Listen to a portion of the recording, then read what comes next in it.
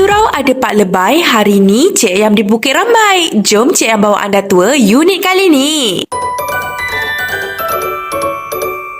Cik Ayam, tolong carikan unit yang dekat dengan semua benda. Industri dekat, Kleban dekat. Kat mana tu Cik Ayam? Soalnya Cik Ayam berada dekat Taman Ramai Indah.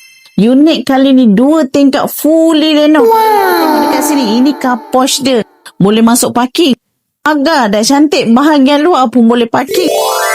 Corner daripada tepi 2. So, keduri kendala semua lengkap. Jalan tepi pun jalan mati. Anak-anak main dah senang. Itu bahagian luar. Yuk, Cik tunjuk bahagian dalam.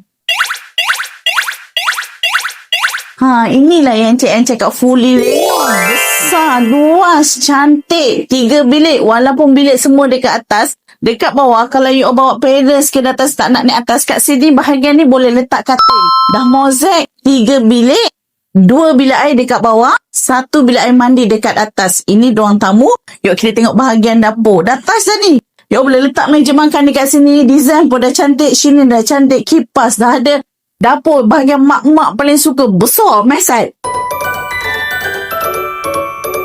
Ruang dapur. Nak masuk dapur pun dah cantik. Nampak? Owner dah siap renov. Dah siap design. So, ni. Ruang dapur paling besar. Pot meja makan. Kat sini boleh letak pot meja makan. Dah ada plug. Dah ada peti air. Tabletop. Luas sangat lah dekat sini. Bil air mandi, bil air buang air. Semua ada dekat bahagian dapur. Tak kacau dekat bahagian makan. Tak kacau bahagian dekat ruang tamu. Siapa yang cari rumah area Bukit Rambai, kat sini Taman Ramai Indah. Nak 3 bilik. Nak dah renov. Boleh bawa mak ayah. Boleh bawa anak-anak. Tak payah nak keluarkan apa-apa dah. Bawa perabot je. Perabot kena keluarkan duit lah.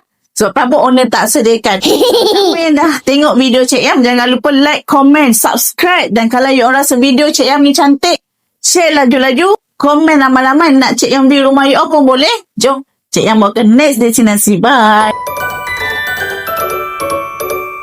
Anda nak tahu tak, unit yang Cik bawakan kali ini merupakan unit double story terrace berstatus freehold MCL. Berkeluasan 880 square feet dan build up 960 square feet. Unit kali ini ada 3 bilik, 2 bilik air mandi dan 1 bilik air. Macam yang anda nampak sekarang ni, unit ni dah siap renovate, extend ruang tamu, awning, fully tiles dan juga double tower. Inilah dia ruang tamu unit ni yang owner dah siap extend. Jadi kalau mak mentua datang bawa kawan-kawan pun boleh senyum je. Sebab apa? Ruang tamu unit ni luas sangat-sangat.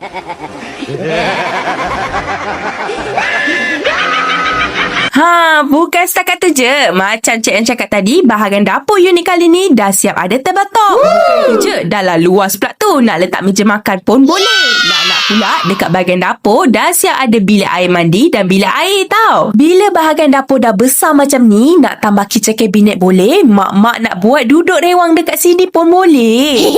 Cik yang bawa anda tengok bilik dekat tingkat atas pula. Pak kata orang tua-tua dulu, tak kenal maka tak cinta. Kalau anda nak tahu unit ni anda suka ke tak, kenalah tengok video ni sampai habis. Jom Cik yang bawa anda tengok bilik master dulu. Kat dalam bilik master ni bukan setakat luas dan boleh muat satu set bilik tidur je tau. Tapi kalau anda nak renovate, buat balcony pun boleh juga. Nak pula bilik master ni dah siap attach sekali dengan bilik air mandi.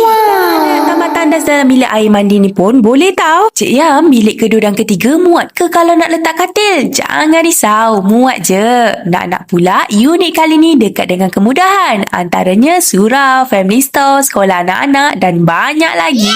Jangan lupa tahu komen, like dan share video Cik Yam ni. Timba cari perigi di belakang rumah Nur Aini. Kalau nak tengok video macam ni lagi, jangan lupa subscribe channel Cik Yam ni. Apa dah? Apa yang ada dekat sini dah? Why with the how did this Industri Okay. Asal kacau?